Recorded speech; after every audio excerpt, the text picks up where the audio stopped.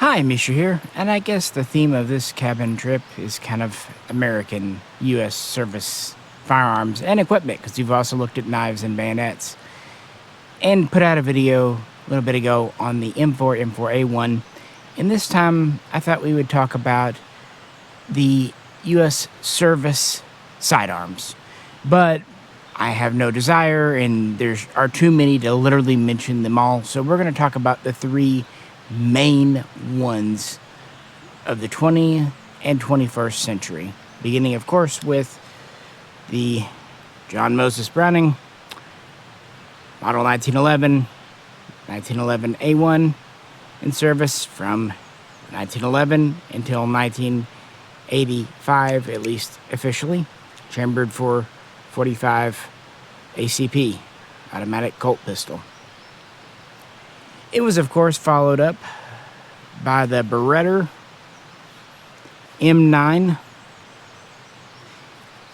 and to a much smaller extent, the M19A1 used by the Marines from 1985 until 2017 officially. We'll get there. Chambered for 9mm NATO 9x19 124 grain. And then yes, we also must talk about the SIG-Sauer P320 types, the M17, in this case the compact M18, as it's kind of eclipsed the full-size M17. These, of course, have been in service since 2017 and are officially standard throughout all armed force branches except for the Coast Guard to this very day. And while these are chambered for 9mm, it's actually a new cartridge, a 115 grain, the M1912. A little bit different there. Here's the thing. Today, while we hear praise for the 1911, in the beginning, it had issues in critics. And most decidedly, the Beretta 92, the M9, did as well. Obviously, today, the M17, M18 is controversial. Now, I've done videos on these talking about their adoptions. The MHS trials, did one quite recently. And in the winter, I did one over the XM9 and XM10 trials. So not going to go too deep into that today. And I've even covered in depth, although it's been a couple of years, the adoption of the 1911. No, this video is just going to be me out shooting these, giving my thoughts, opinions on where I feel like they are historically important, significant, and talking about early shortcomings, drawbacks, faults, and if they were able to overcome them. If so, how, and if not, maybe some issues that plague them throughout their entire military careers. And also just talk about how they shoot and the pros and cons there. And I also want to talk about why the M18 is gaining kind of prominence over the larger M17 because of just the way modern guns are. So we're going to shoot them, talk them, hang out on this nice day after a rain. And if you could, please do like, share, and subscribe. And like to help support us, check out Patreon. And when I have time, I usually release the videos early over there and give them pretty much uncut, so you get to see any bloopers, fun stuff like that. But if you can't, understood, money's tight for all of us. But you can like, share, and subscribe, and comment, because I guarantee you, you've got opinions on at least 2 out of 3 of these guns on the swing with me today. So with that, let's dive in and go back actually to the late 19th century and the U.S. first automatic self-loading sidearm. Why not? Cocked and locked, as God and Browning intended. To some, there's not much of a difference. Like all militaries, the U.S. was using revolvers. In fact, you had single action only, and then swing out cylinder double actions or top brakes came around the 19th century towards the end, and you had your first automatics. And the U.S. was looking into these at the turn of the 20th century. A lot of them would be in .38 caliber, to which it was felt a little anemic. Now, Browning had submitted several early designs, including the 1902, later the 1905, where he would develop the .45 ACP round to kind of address power concerns. And they would really get serious about trying them out. They would evaluate them, but they just didn't meet the reliability standards. You know what? Fair. The early self-loaders weren't the most durable. Even if they were initially reliable, they might require a lot of cleaning or maintenance or just, what have you, or just were anemic. So in 1906, trials really begin, and at this point, we have basically the current Browning design.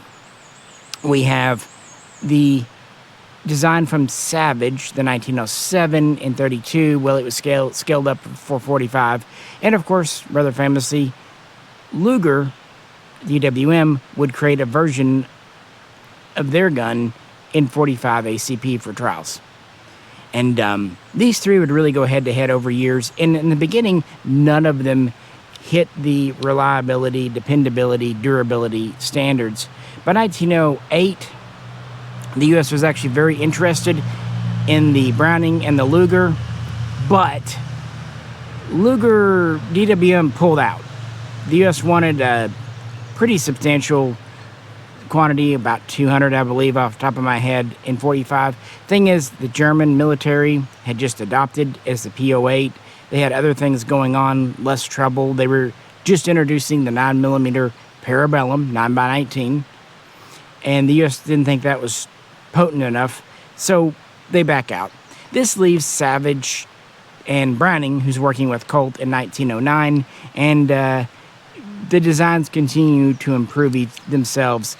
And in fact, we didn't even get the manual safety until the 1910 model, not to mention kind of the modern grip and all that. You can look back, but it was between the Savage and this. And of course, in March of 1911, things are getting serious. There's the kind of final round of trials, and then this is picked at the end of that month. And by May, it's in Army service. Now, for the Navy and Marines, they would have to wait another 2 years till 1913, and then they would adopt it. Guess what? There's no real Air Force at this point. There is an Air Corps as part of the Army, but I digress. So by this point, it's in service. And the initial order from Colt was not large, just over 30,000 pieces. And really, before the U.S. enters World War I, not all that many were made. And early on, there were a lot of folks who were really concerned about this revolutionary new piece of field gear. An automatic. What a fancy notion. And the detaching mag at that. Keep in mind, things like the C96 still had an internal mag.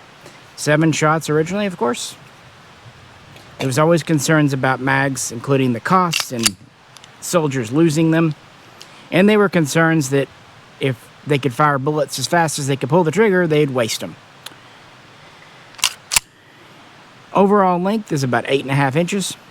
Barrel length is right at 5 inches, just a hair more.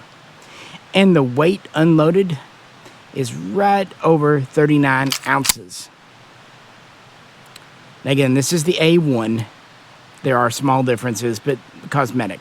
Where Browning really succeeded was his linked tilting barrel system, something that was used for a very long time. But of course, this is single action only. Originally, it just had the grip safety. That was kind of down for cavalry. But as I said a minute ago, the manual safety was added early on. And that was because these were meant to be carried, a lot of the times, cocked and locked. So one in the chamber like this. Great if your safety didn't get clicked off. If it did, your only safety is your grip safety. Keep in mind too, there is no firing pin block. Sometimes the safety is between your ears, and early manuals emphasize this. Always use your safety, always check your safety.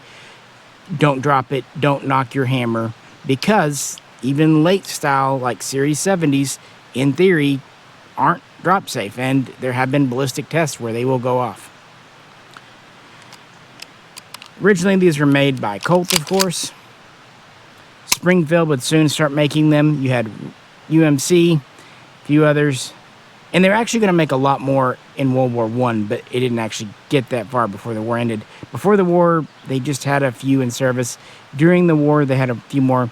How many original 1911s were delivered between the year 1911 and 1919, which is when the last contracts from World War I that weren't canceled were delivered? Around 650 to 700,000. Keep in mind, this was a supplemental piece with the 1917 revolver, both from Colt and Smith & Wesson, not to mention a few other odds and ends, also in good old Ithaca with the Phoenix.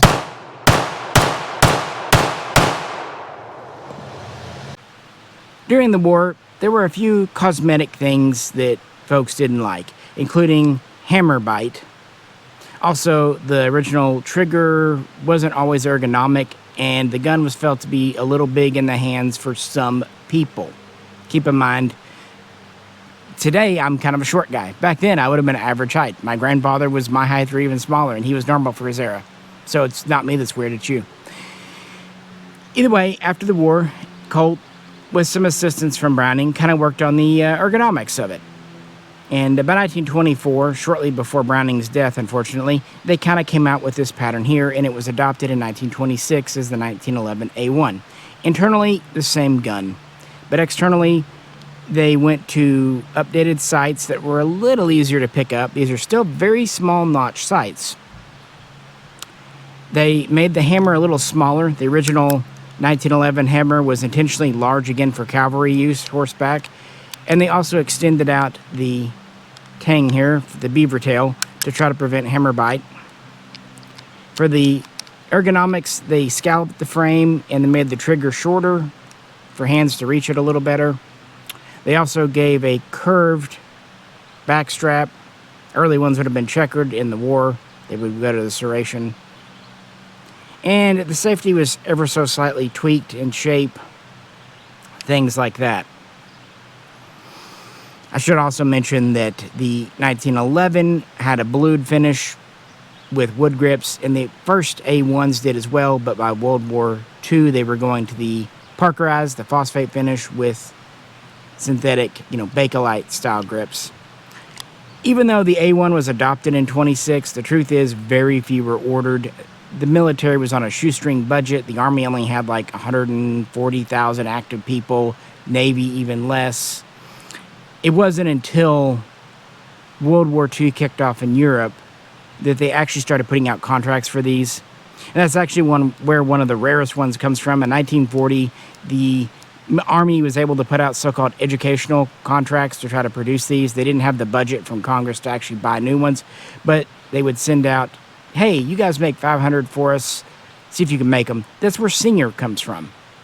And they delivered their 500th pistol right after Pearl Harbor in 41. And they were actually offered a much larger contract, but they decided, you know what, we're better off making bits and bobs for ships for the Navy. So this is how we ended up with Remington Rand. They would end up getting the tooling and eventually the contracts in 42 that would originally have gone to Singer. Of course, Colt was still making them, but Ithaca here, they actually started off because Harrington and Richardson, H&R, HRA, was going to be given a contract, but they were having some issues, and so basically Ithaca would end up with it in 42, and by 43 they were producing them. So by World War II, you have those three major makers with a few, small ones there. The majority were made by Remington Rand. The next largest number were made by Colt, and actually Ithaca made the smallest number, but we're still talking nearly 350,000. The amazing part is, they only made them, all the companies, up through 1945. That's when the last U.S. government contracts for 1911A1s were fulfilled. In that time period, they managed to crank out 1.9 million. Not bad, America. And they had so many, plus some original 1911s still knocking about, they were able to just to refurbish and reissue them through Korea and Vietnam and into the 1970s. So they had a total of roughly 2.6 million in U.S. service when they were officially replaced in 1985. Oh, yeah.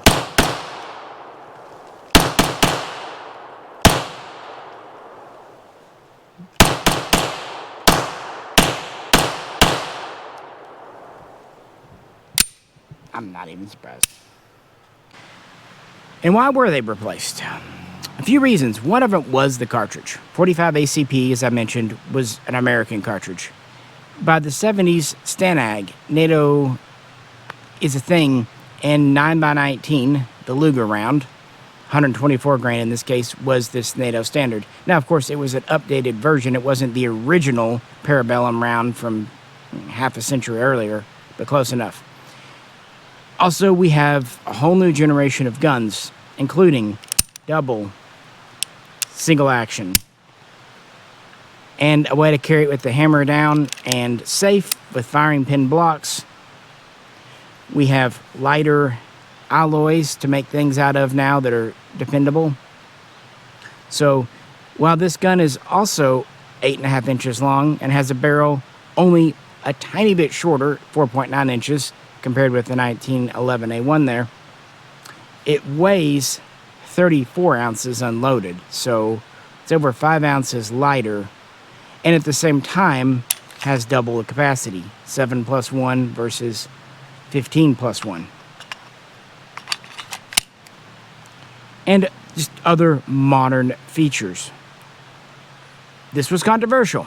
Again, we did a video recently on the XM9 and XM10 trials, and it was not without its issues. The original 92S was updated to the S1 for the trials for the Air Force. Then you had the 92 SBF turning into the 92F, the 92FS eventually in 1988 is an improved version because of early issues.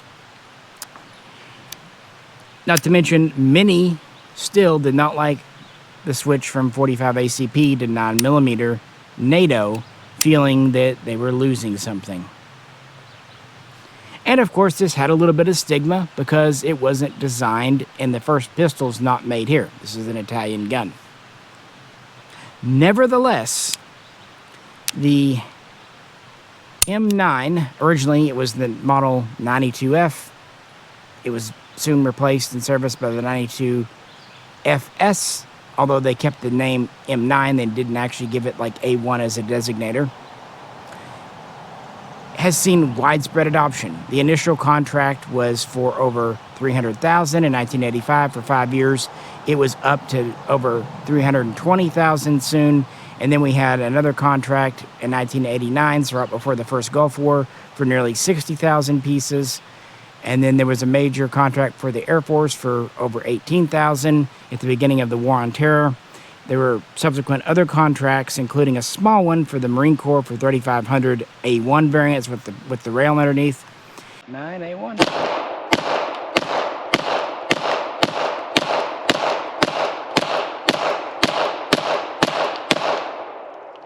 And then in 2009, the largest contract since World War II was issued to Beretta for 450,000 pieces to be delivered over a 5-year period, and even more were added in 2012.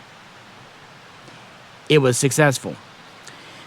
How many were purchased by the U.S. military, the Department of Defense?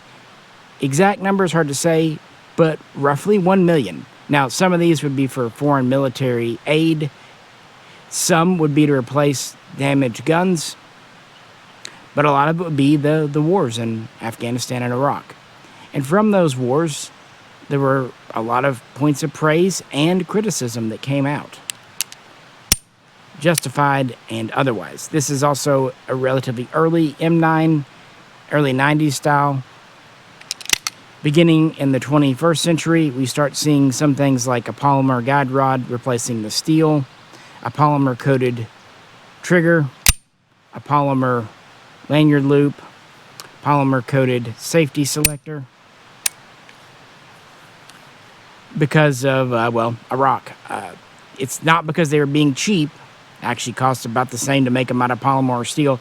It's because of the environments that were being fought in. And of course, magazines. This is a contract Airtronics.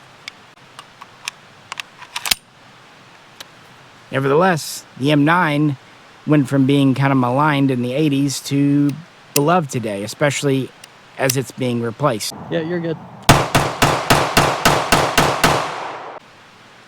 And finally, the current SIG-Sauer. Again, this is the M18 compact version. There have been efforts to replace the M9 for years, if not decades. But it wasn't until 2015, 2016 that the MHS, the Modular Handgun System program, finally got some legs, and then in January of 2017, this pistol was announced as the winner. Well, the M17 was. The only difference is the slide and barrel length. The frame is the same. The full-size gun measures about 8 inches long and has a 4.7-inch barrel. So a little bit shorter than the Beretta. And it weighs about 29 and a half ounces. A little lighter. About as much savings as from the 1911 to the Beretta, now to the 17. Now the 18 here has a 3.9-inch barrel, giving it an overall length of about 7.2 inches, and a weight unloaded of just at 26 ounces, making it noticeably lighter. Here it has the flush fit 17-shot mag, but these are standard issue also with extended 21-round mags. And as I said earlier, while these are 9mm, and they will shoot 124 grain NATO spec, they're designed for, and the springs are tensioned for, the new SIG-made 115 grain cartridge. Now, when they were doing the trials, they considered going to something like a 40 Smith & Wesson. But after all, they just decided updating 9mm was the way to go. Fun fact, while it's often said that the Beretta fired NATO ball ammo because of the Hague Convention, the truth is the U.S. actually was not a signatory to the Hague Convention, but they usually went with it. That said, though, in more recent times, they are starting to get away from just straight up FMJ ammo and kind of getting to some other hybrid types. The benefits of this, of course, we're going to a modern polymer frame type gun with the chassis system. It is modular. It is striker fired. Does have the manual safety, not a decocker. We have a pick rail underneath. And for the first time, an RMR, a red dot, the Romeo M17 is standard versus iron sights. So introducing modern features. I think everyone could agree it was time to update from the M9, the original style here especially, not even the A1. People needed a way to attach devices, maybe have a suppressor-ready barrel, red dots, sure. And a little bit lighter, maybe cheaper to make. The thing is, there's a lot of folks wanting the military to just continue on with Beretta, who had been a solid partner, and do the M9A3. But they went this direction. So the question is, did they go the right direction? Should they have gone with Beretta, or should they have maybe gone with Glock? What about the issues that are being heard about this gun? They're definitely out there. But the Beretta had its issues. And the 1911 even had its. So let's talk about the positives and the negatives, the pros, the cons of each. And were some of them early teething issues or actual design flaws? Beginning with the 1911, of course. It feels good in the hand. It really does. Dependable. Steel frame. What's nice about this frame, that's why they were able to kind of not buy new ones after 1945. They could just keep rephosphating it, reblasting it. They would buy some new slides, though, during the 60s, including some made by Savage. It was accurate for what it was. 45 ACP definitely had some knockdown power, hard to say otherwise. The magazines made for it were dependable. It was a true GI gun, no problem switching between manufacturers. While the original 1911 had no mechanical faults, the A1 did give it an update that it needed, and going to the phosphate finish with synthetic grip panels versus blued and wood just made it a more of an all-weather gun. Single stacks are definitely easier to load.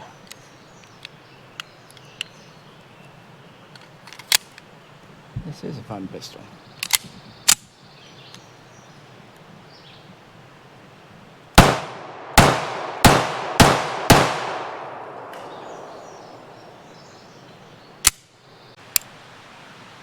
But it was not without its issues. I already mentioned that these were originally meant to be carried cocked and locked, and the whole lack of the firing pin block and all that.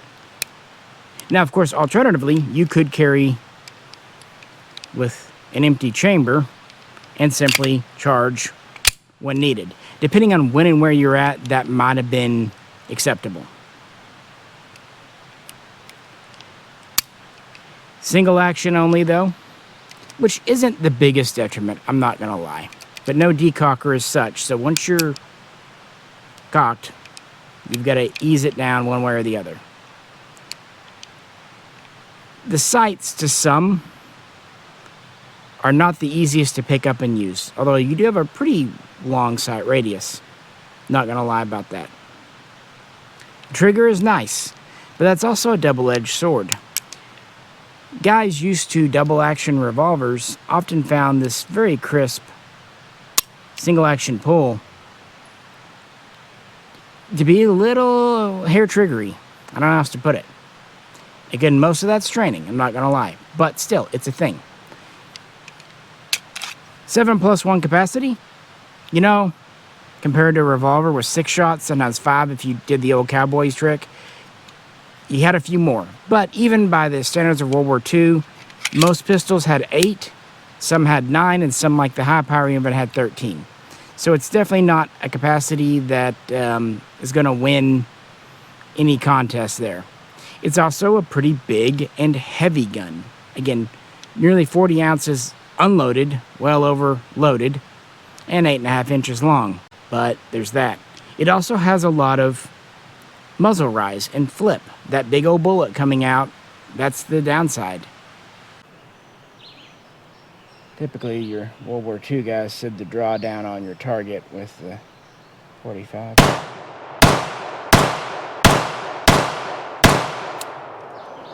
And I also have to mention that 45 ACP is still a subsonic round. So it's going to have more drop than a supersonic round. And because it's a pretty large, pretty blunt-faced bullet, you are going to have air resistance. So while close in, it's easy to hit. It did take a good bit of practice and training to get good with these. Now, when guys got good with the 1911, they could really get on point. No arguments there. But it took some time.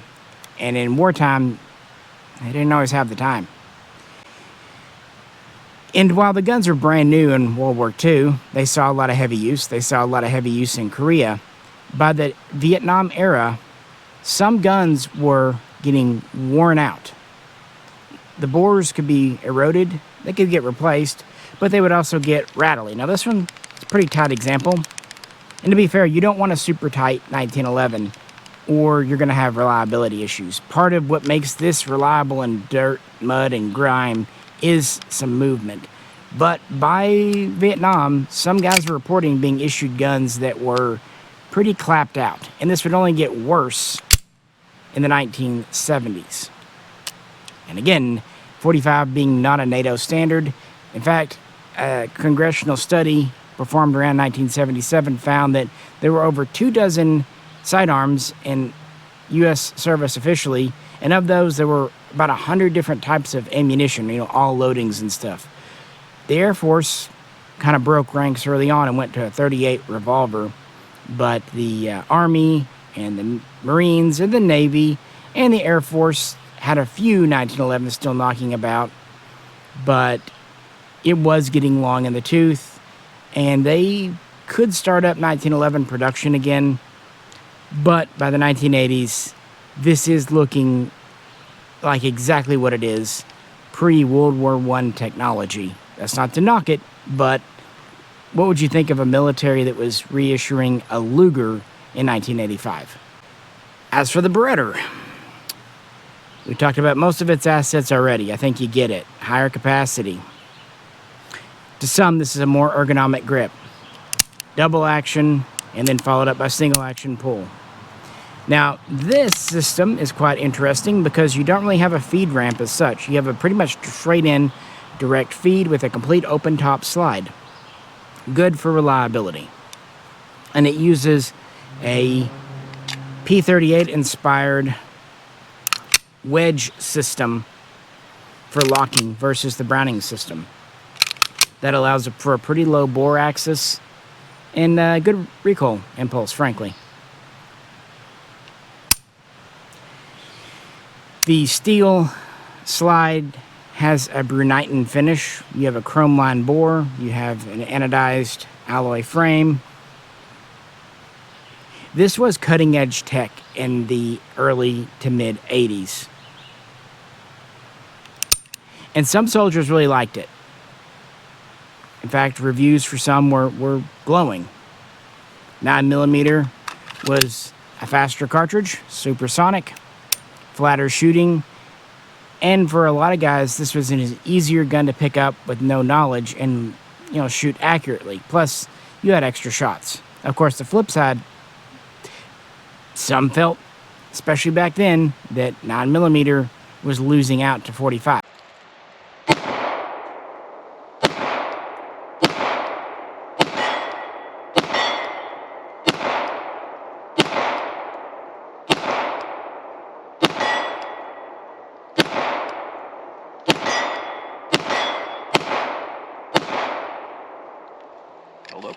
There's that, if you had more shots. Kind of an argument. Would you rather have one shot you miss or two you hit but don't do the damage? Yeah, the whole stopping power thing. There's also an argument about the double action pull being very different in consistency to the single. Figured we'd finish off that bag of Phoenix with the good old Beretta.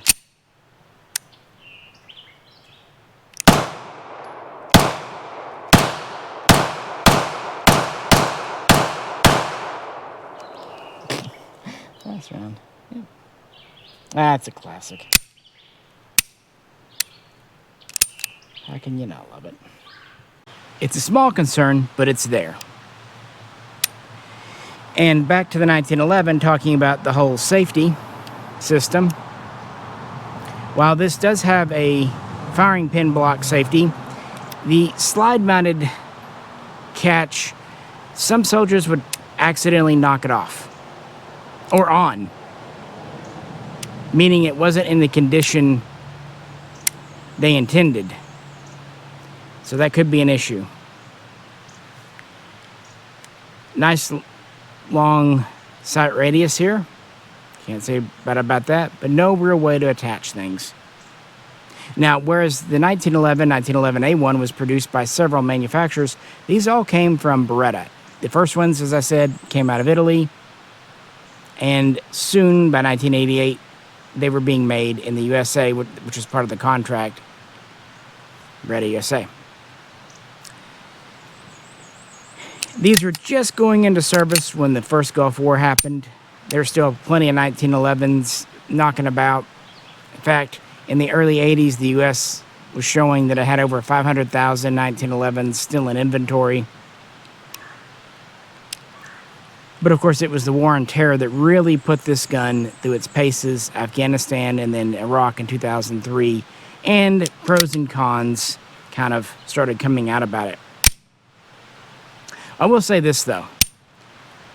Had a lot of customers that were former retired service members, and more than a few asked to buy a Beretta 92 or M9 or M1911A1. But then again, a lot of former service guys wanted a 1911 as well. As for the SIG, pros and cons. Well, the weight is also a nice thing. The consistent trigger pull, even if it is striker, is appreciated. And I'll be honest, for a striker gun, this is not bad at all. It's definitely, in my opinion, superior to a Glock. Speaking to the sights and the sight radius, one reason the M18 is kind of excelling over the M17 is because of the red dot sight. Before, you wanted the long barrel and long sight radius for accuracy and aiming. The long barrel still helps, but the truth is, today, a 4-inch barrel is enough for defensive purpose. And even though you're losing something on sight radius, if your primary sighting device is intended to be the red dot, the sights are just backup. So there is that. Of course, having a red dot does add to the cost of the gun. And the fact that this was adopted with both size magazines means that we are, if not doubling our capacity, we're getting 50% more rounds with the extended mag, and even the flush fit gives us a couple extra shots, which is not a bad thing. And this is probably about as easy to field strip as any gun can be. Actually, each of these is getting progressively easier to take apart. 1911, it's not bad, but it needs a little bit of practice and training. It's not all that intuitive. The Beretta is pretty straightforward, but maybe the first time you take it apart, especially that non-captive recoil spring, it might surprise you. The SIG, yeah, it comes apart pretty much exactly like any gun you'd expect. And by this point, we have a whole generation that's used to Glocks and the like. And originally, reliability reports out of testing and accuracy reports were equal to or superior to the Beretta. Although in more recent times, you know the issue with this. The number one issue is the going off without the trigger pulled, even if the safety is engaged. Notice I'm using the safety. This is with Phoenix 124.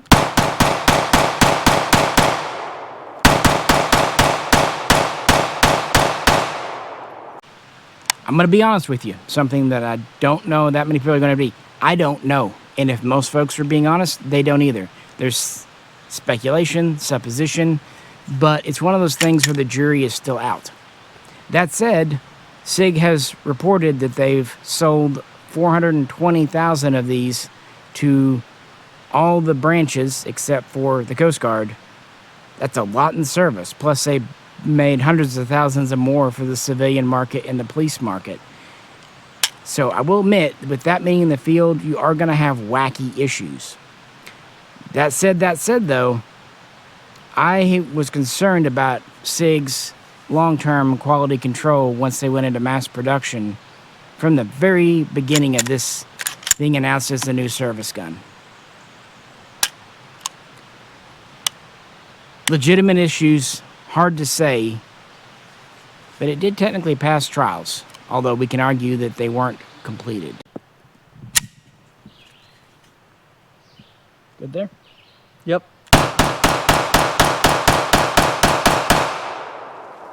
Now let's talk about some kind of mechanical manufacturing issues. The 1911 is considered a very durable gun. However, it does require a lot of hand-fitted parts, even today, and early on even more so. And also early on, especially with the slides, they were known for inadequate heat treat. just like the 1903 rifles. Now, by World War II, the heat treat issues were pretty much worked out, although it's absolutely not impossible for the steel frame to develop stress cracks over time and use. So it can happen. But yeah, the early guns had odd heat treat things. That's not to say they all had it, but it was something to kind of watch out for. All right. Back at the classic.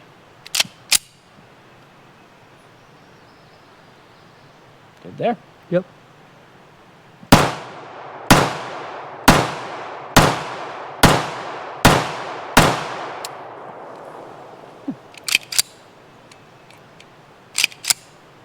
Didn't hold open. As for the Beretta, kind of a similar deal. Rather famously, the switch from 92F to FS was because of the slides splitting and letting go. No one was ever killed. It only happened a handful of times in the field, plus another dozen times in lab testing. But no one wants to be shooting a gun where the back part of your slide breaks off and smacks you in the forehead. Not a great day at the range. Now, the FS went to the retaining pin, so even if it does break, it will catch it. The two main culprits, some said that it's because the, I think it was Federal ammo, might have been Winchester, was loaded incorrectly, the 9mm. Some also said the steel from the early Italian slides was not hard enough, not heat treated properly, probably a mixture of both. That was pretty much rectified, though, pretty early on. A couple of things that really weren't, though. It was not just the slides that cracked. Early guns, they did some examinations, and around 25,000 of the early M9s had cracking in the alloy frames as well. Now, the government determined that these cracks were cosmetic, but nevertheless, that was not, gonna be acceptable. And finally, we have to talk about the locking block here. This is a wear part on this gun. I went into this in depth in previous videos.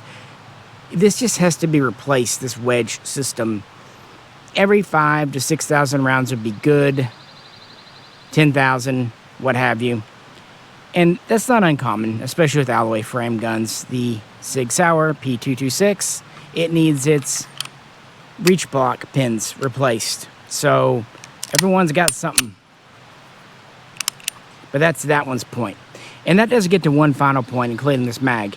As things like springs and locking wedges and mags needed replacing, instead of going with OEM Beretta or even Metgar, they went with the lowest bidder. And this would lead to some less than ideal blocks, some less than perfect springs, but most importantly, a bad run of mags from Checkmate. Now, it was kind of revealed that part of it was the heavy phosphated finish that was specified. Phosphating is great for a temperate climate like Europe, where moisture is a deal, but when you get to arid environments like Iraq, with sand and dust, phosphating, which needs oil, is the last thing you need. This would actually lead to later mags with a PVD coating. The A1 featured it, and some later ones. This, like I said, is an Airtronic mag. I've got Berettas, I've got Metgars, which are basically Berettas, just different name. But that is something to point out. And as I mentioned, things like the guide rod would go from steel to polymer, which actually worked better in the desert.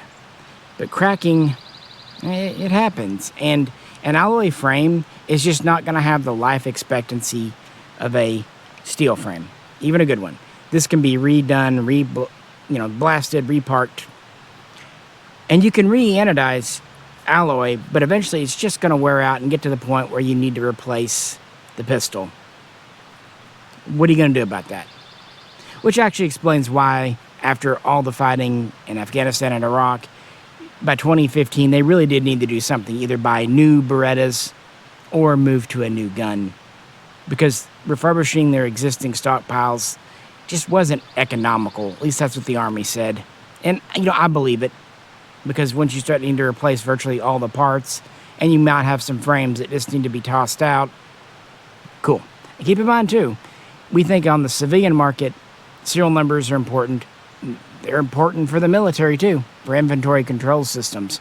So if the frame needs to be destroyed, that's a whole lot of paperwork. And I should also mention, before we move on, I already talked about the trigger, double single action. This grip, which I find comfortable, some find too large. Fair play. It's not for all sized hands. Now, newer versions of the Beretta, beginning with the A1 and really the A3 and A4, try to address this, but the original M9, which was primarily what was in service, it is a big grip. It is a big pistol, even if it's light. I love it, but they never adopted a compact version for service. Rather, they went to the SIG-228 as the M11 as the compact.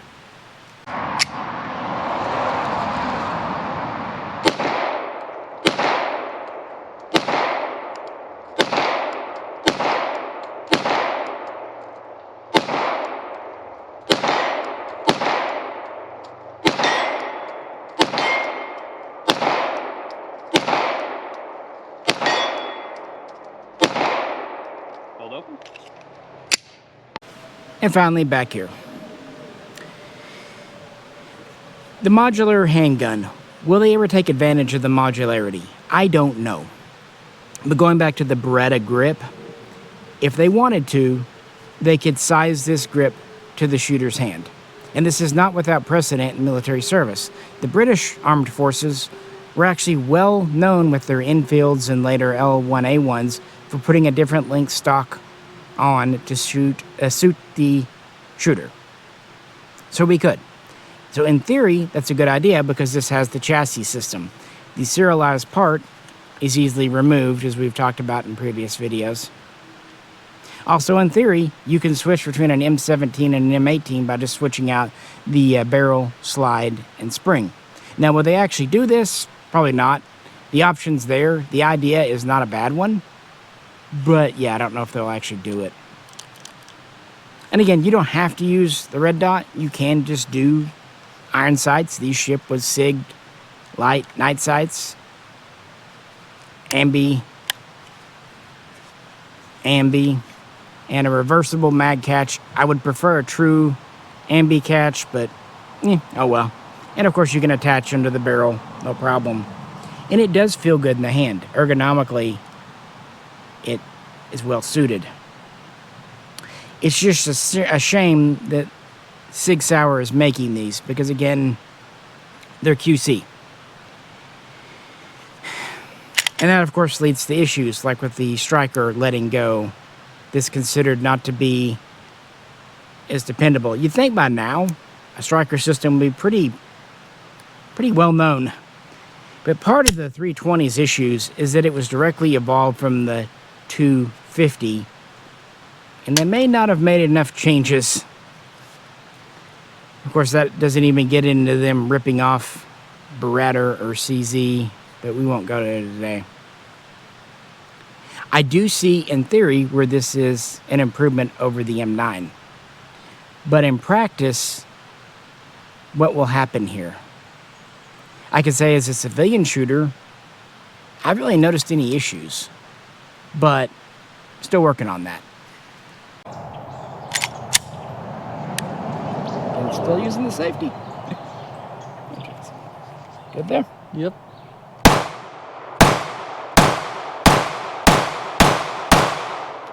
Nine with the Phoenix 124.